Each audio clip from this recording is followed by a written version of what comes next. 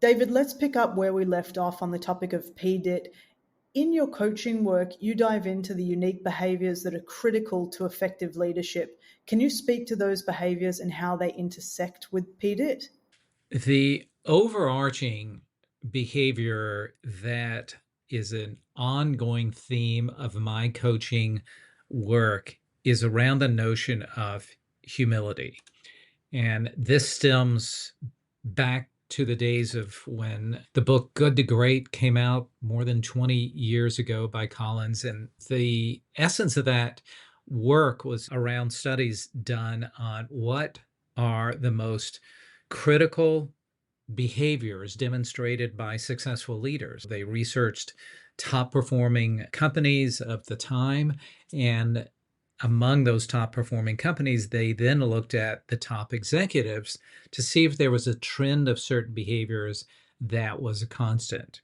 And humility typically bubbled to the top. The notion here is that for leaders to have the best chance of engaging a team, a group of people in whatever form, most effectively, is that the leader needs to be seen as someone who is authentically interested in the success of others.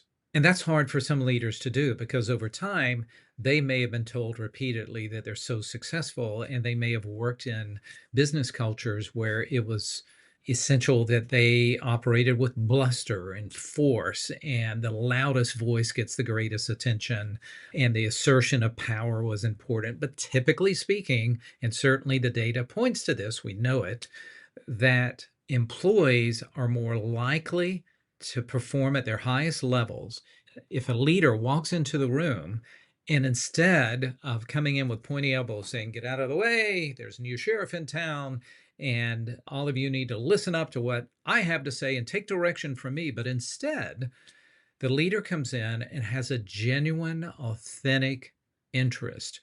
There's got to be authenticity. There can't be this performative nature to it. But if they do represent themselves in a way that they have this caring interest, this empathetic interest in others' success, then employees will lean in. They'll come up with their wild ass ideas because they know the leader has their back. They can be more creative in a safe setting.